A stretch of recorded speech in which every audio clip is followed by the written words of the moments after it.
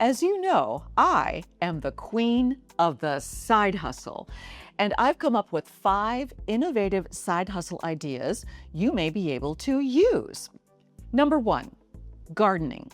Now, I'm not talking landscaping here because that's a whole different ballgame. What I'm talking about is helping people garden, meaning you could go over and walk through their yard and say, I would put this shrub here and this perennial here and this annual here. People love that. You might also help them clean out an area that they're afraid to trim or dig up or transplant. You'd be surprised how afraid people are to do that. I do drive-by pottings for people, meaning I know they have front door pots. They haven't touched them. Last fall's flowers are still dead in the pot. So I sneak over, I get rid of the dead flowers, and I plant up new pots, and that gets them inspired to garden. So landscaping, not necessarily, but gardening, yes. Number 2, transporting pets. Now, long before Uber Pets was a thing, I was transporting pets for clients to veterinarian appointments or daycares or even kennels for long-term stays. Let's say a family goes out of town and they have to be at the airport super early and the kennel's not yet open. I run by the house, pick up the pet, and transport them there. And people love this service. You could even be the drop-off pickup for daycare. They just love any way to help their pets have a better day. Number 3, side hustle, resume writing. You would be astonished how many people are afraid or don't know how to brag about their own accomplishments. 3 years of modern dance with Twyla Tharp. 5 years with the American Ballet Theater. Hey, everybody lies on their resume. So if you are a savvy writer, this is a perfect job for you. You can take what they tell you and turn it into something spectacular in resume form. You can quantify things they don't know how to quantify. You can qualify things they've done they don't know how to qualify. You can talk about skills they don't even know they have. But in the end, you will have gotten some nice change for your expertise, and they have a finished resume. Number 4, side hustle. Laundry, ironing, sewing, cleaning services. Now, you've all heard about cleaning services where someone comes to the home and does some either deep cleaning or weekly cleaning or even monthly or quarterly. You can do that. That's in hot demand. But you could also do someone's laundry for them. Now, why wouldn't people just do their own laundry? Well, they can, but that's one more chore a super busy person just can't get to. It piles up and it's so frustrating. You can come to the rescue and do that laundry. You can pick it up and take it home and take it back, and then you get to charge a pickup delivery fee, or you can do it right at their home if you have access to their home, and you can add to that in a bundle way, ironing. You would be astonished how many people take clean clothing to a dry cleaner just for ironing. Again, you could pick up, iron at home, drop it off, charge a fee for that, or you could just iron right there in their home. Sewing, another great option. If you have a sewing machine and maybe you took a little 4-H class when you were younger, or you just love to sew, so many people need very, very simple sewing skills like sewing on a button, fixing a frayed hem, hemming in general. If you have those skills, hot demand. So regular household skills that you take for granted, somebody wants to pay you for that. Side hustle number 5, make and sell pet supplies. Now, people are nuts about their pets. I will name him George, and I will hug him and pet him and squeeze him. 66% of families have a family pet. That's a lot of pet people, and they love those pets just like family members. So if you're savvy in the kitchen and you love to bake, you could do custom pet treats from wholesome ingredients that have no preservatives in them. People love that. Also, 76% of adults plan to dress up their pets for occasions like Christmas or Halloween, even Easter. So if you're savvy in a crafty way or in a sewing way, you could have a side business just for custom pet costumes. I mean, how fun would that be? And you get to make new pet friends. So be innovative when you're considering a side hustle. You probably have the skills and the equipment to do something for someone who is willing to pay you for your expertise. So you're really excited about starting that side hustle. But where will that side hustle happen? You need to choose a work zone because where you work determines how you work. Let's walk through 3 different work zone ideas and the pros and cons for each. Let's say your work zone is home. Now here's what happens when I hustle from home. I get up in the morning, I go out the bedroom door, I check the hallway for traffic. If it's clear, and it usually is, I cross over into my office and I start working. Now that has huge benefits, mostly being working in your pajamas. I mean, nothing wrong with that, but it also has to do with many other pro factors. The number 1 pro of working from home is no commute. That's right, you don't have to get into your car, check your gas level, write down your mileage, none of that because you are working from home and there's no traffic disaster, there's no car disaster. It's all a beautiful home-based thing. And since you're already at home, you have a more flexible schedule. Your day is yours. You can work when you want to, when you feel inspired, and don't work when you don't feel inspired. It's entirely up to you because you're both the boss and the employee. You can whip yourself into shape when you need to.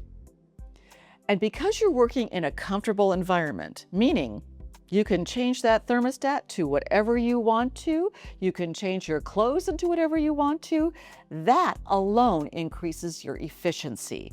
When you're comfortable, you work more efficiently. So that's a pro, right?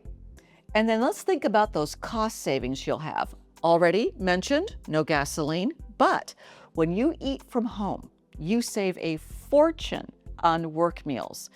You save a fortune on coffee breaks because it's all right there in your kitchen. You just travel to your lunchroom downstairs, maybe across the hall, maybe around the corner, and get your snacks right there. Snacks you've already paid for, lunch you've already paid for as part of being at home. Major pros in working at home. Look at all the junk food. But also, there could be some cons, and the number 1 con of working from home is distractions. And by distractions, I mean, let's say you go down to get your snack. It's snack time and you hit the kitchen and you look over and there's dishes in the sink. So you think, okay, while I'm having my snack, I'll just put these dishes in the dishwasher. But then you remember you ran the dishwasher last night, so you first need to unload the dishwasher, which is why there's dishes in the sink. So you do that. And then you maybe look around the corner or it's near the laundry room and you see that pile of laundry and you think, I should probably go ahead and get a load started. And then while you're in there, you see the dusting cloth and you remember, okay, so now you've lost all kinds of time because you've been distracted by home projects. Major con. So keep distractions in mind when thinking about working from home. Discipline is also a major issue when you work from home because remember, you're the boss, but you're also the employee. So who's going to discipline you? Who? The cat? Get him, Garfield! Get 'em, John. Probably not. So you have to stay on task. And that means also not getting distracted by media, social media, TV, radio. Maybe I'll put some music on. Maybe I'll sort through my albums. Easily distracted and does away with discipline when you are both the boss and the employee. It's something you have to really watch out for. Disorganization, also an issue. I don't know about you, but I am a piler of paperwork. Now, I can tell you which pile that piece of paper is in, but I have to sort through it. And while sorting through it, I might be looking for something else. I get distracted by that. So if you're generally disorganized at home, you're probably going to be disorganized working from home. And that can really hit your time hard. So watch out for that. They are not organized. Disconnecting is a major problem when you work from home. When you go to the office and it's quitting time, you get in your car, you drive home, you're done working. When you work from home, you are never done working, ever. You will be drawn into that work zone more times than you want to be or really even need to be. And when you do that, when you're unable to disconnect, the people around you suffer from that. Maybe you should have read that bedtime story instead of done a little marketing.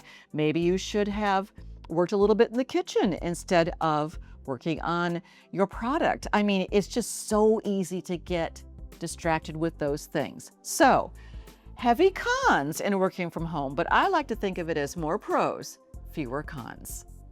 Let's talk about working in others' homes. That means your hustle does not take place in your home. It takes place in someone else's home.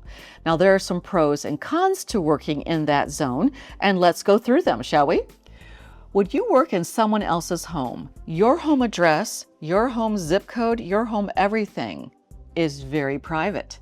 Nobody comes to your home. That means your home can be as messy as you want it to be. Your lawn could be in need of mowing. You may have packages stacked up at the front door. Doesn't matter because you're working in someone else's home. And that is a major win. What happened? I won. If you work in someone else's home, while you're on your way to their home or on your way back to your own home, you can multitask. You can stop at the grocery. You can stop at the post office. You're already en route there and back. So that allows you to multitask as part of your side gig. And I think that is an enormous pro. We have nothing holding us back. We can run errands. And since you're traveling, you could deduct that mileage for your taxes. That's right. You write down what your mileage is starting and returning. And if you are still doing those tasks in between, you still get to count that mileage because you are on your way there and you are on your way home. And that mileage can really add up when you do your taxes. It's a write-off. It's tax deductible. Also, as a pro, when you're in someone else's home, you are able to refer yourself or get referrals. When you are working in someone else's home, you kind of become part of their family, part of their culture, part of their schedule. And you can see how you work together. And that is the best referral you can get when someone else needs your services. While you're there, they may say, "What else do you do?" And you could say, "I garden a little." Second, side hustle. Great pro. But working in others' homes does have some cons attached. And maybe one of the biggest cons is traffic issues, traffic delays, traffic road problems.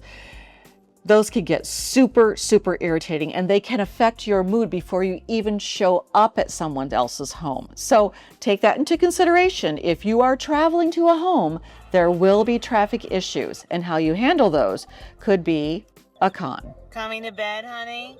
Yes, dear. If you're traveling to someone else's home for your side hustle, it will involve vehicle wear and tear, and that can be a con, particularly if it's an older vehicle. You will have tires wear down. You might have a windshield wiper fly off in traffic. These things just happen. So keep that in mind. Maybe it's a little con, and so you're willing to overlook it. Perhaps one of the biggest cons of working in someone else's home are the constant interruptions. And I mean interruptions from the phone ringing, someone else coming to the house, children, pets. I like to say in my head sometimes, do I come to your office and make noise while you're working? No. But that's the reality of being in someone else's home.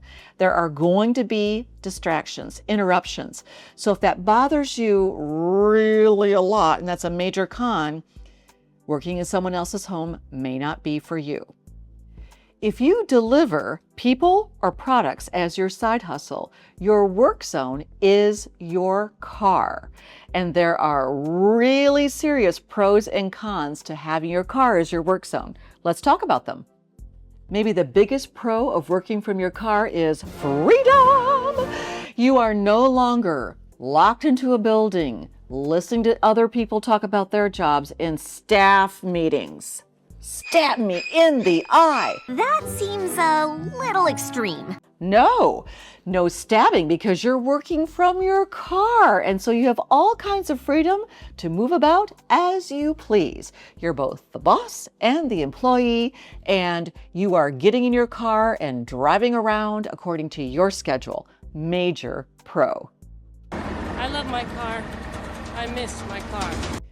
And while you're in that car, you could be multitasking. Let's say you've just dropped off an Amazon order and you have a pathway that goes right past the post office and you would like to drop something off there, dash in, you can do that. You know why? Because you're working from your car and your car pulls into the parking lot and you run that errand.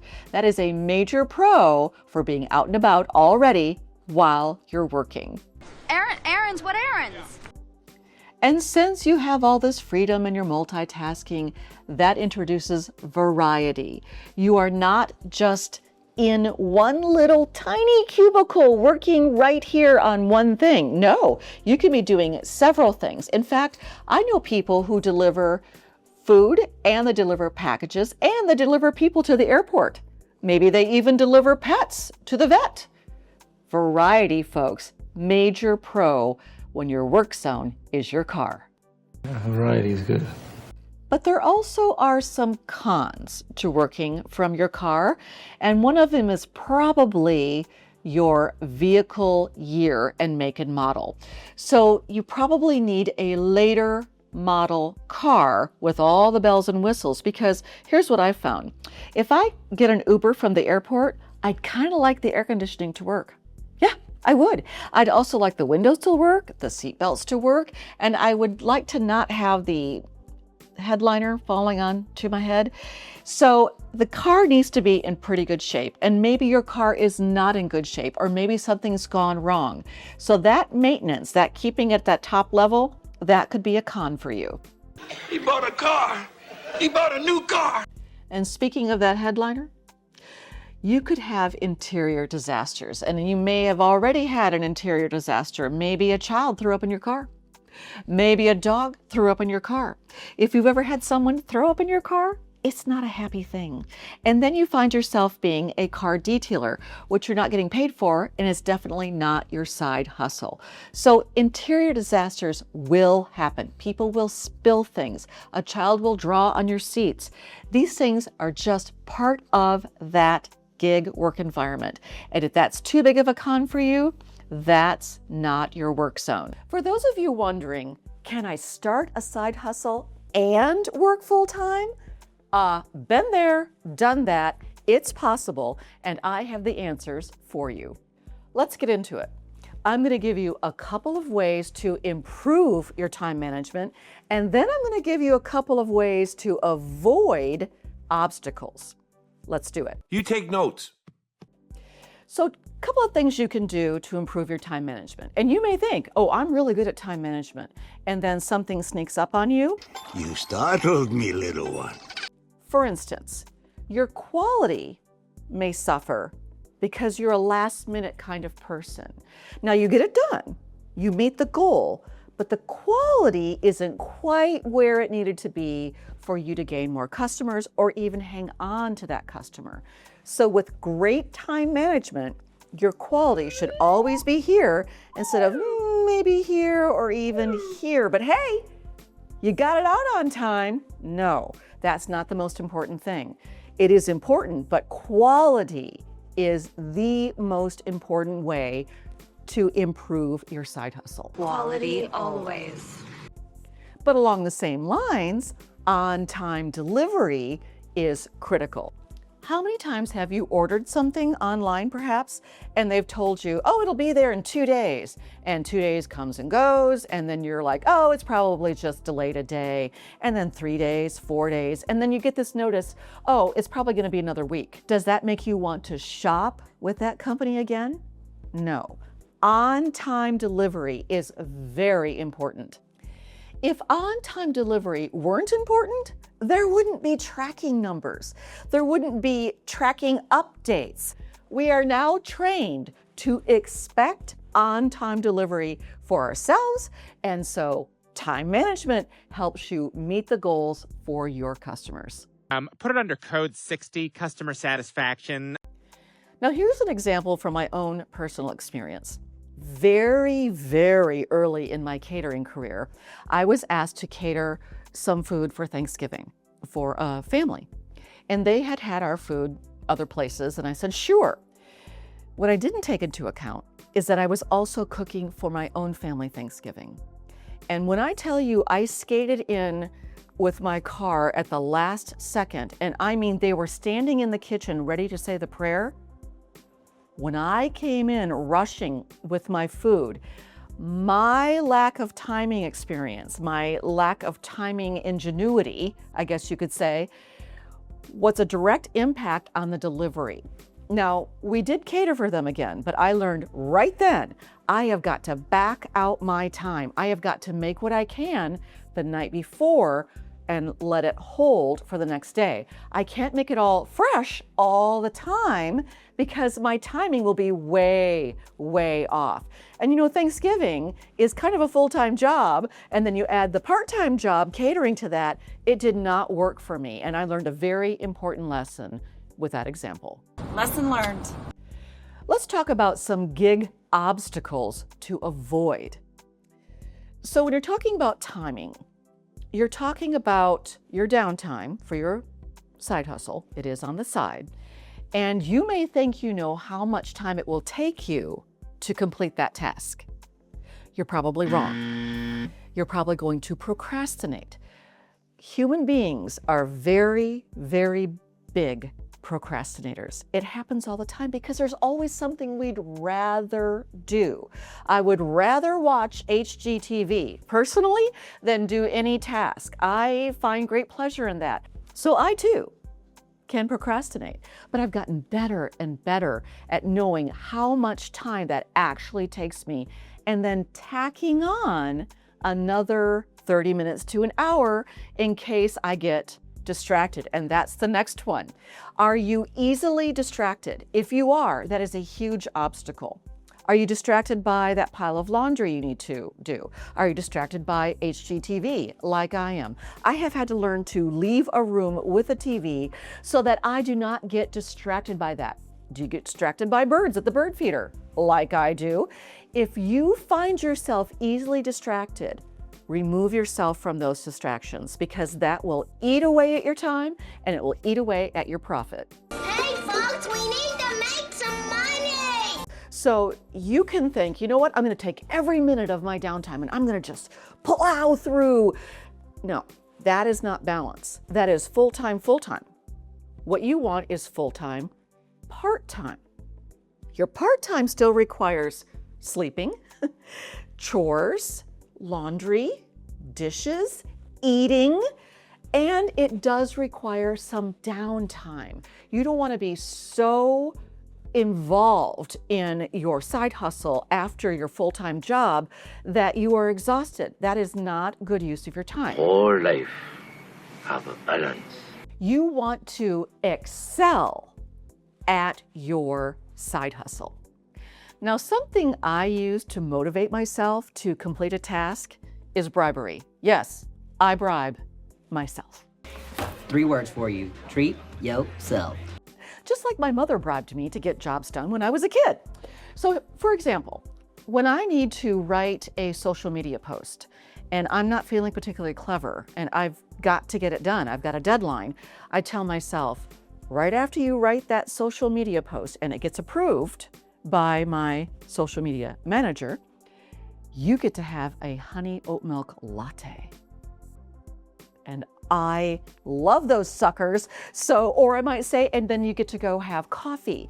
Or maybe I'm sitting at a coffee shop and I delay getting my special drink until I've written that social media post, because there is nothing that will motivate me faster than a good coffee drink. So that's something maybe you could use for yourself. Now, all of these time management tips and more are available in my book, Queen of the Side Hustle. It's chapter 4, Manage Your Time Without Losing Your Mind. And the printed version and the audiobook are available on Amazon today. Specifically for my YouTube viewers, we have the ebook at a special discount right now. So just click that link down below and you can start learning how to better manage your time between your full-time job and your side hustle. I know you are dying, salivating to start that side hustle. But if you will do just this one thing before you get started, I promise you will be successful. As you may have figured out by now, I am the queen of the side hustle. I have 6 side hustles, and the way that I learn what I'm great at doing is I put the market to the test. Meaning, if I decide to start a new side hustle, I want to test it first. Even if I'm chomping at the bit, I need to get out there, I need to do this. I really do a test market first. So before I catered, I tried out catering on a small scale with some friends and had them try out what I was thinking of serving, and then I get their honest feedback. Same with if you're thinking of working with pets. You might want to try out on one pet overnight or for the weekend for a friend or relative and see how you do. And how you do comes back at you by feedback. Now, there are 3 different ways you could do this feedback. You could be really fancy and savvy and do feedback forms, meaning you've developed a form, you've asked questions, they can fill out their answers on a scale. There's all different ways you can do this. There's even companies who will set it up for you, like surveymonkey.com. Great resource. And you just ask the questions. How did I do? You want to make sure they're open-ended questions, not yes or no, because you really don't learn anything from those. Just ask the questions you think need to be answered before you proceed. Another really great option is just an informal chat. Just get together at a coffee shop or a bookshop or anywhere really and just talk about it. Now, for some people, it's hard for them to accept criticism. I love criticism. I mean, I don't love nasty criticism, but I do like to hear back honestly how I did. If there's something I could improve. I didn't like that. If the recipe just didn't work. If the gardening plan I developed just isn't for them. Because sometimes my idea is not their idea, and I would want to know that. So if you do meet for an informal chat, just receive the information you get. It could be critical. That's okay. Just receive it, and then you'll deal with it later. I won't think about that now. I'll think about that tomorrow. Your third option is an email query. Now, this doesn't involve any in-person feedback, which maybe that's how you're most comfortable. Anonymous. And then when they send back their response, you can analyze it and possibly even use it in your marketing materials. I know, like me, you're dying to get started on this side hustle, but it would behoove you to test your product or service with your market and find out how good you're doing and where you could improve.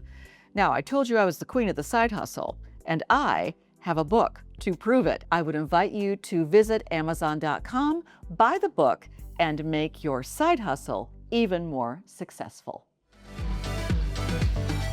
This book can help you turn your hobby into a paycheck.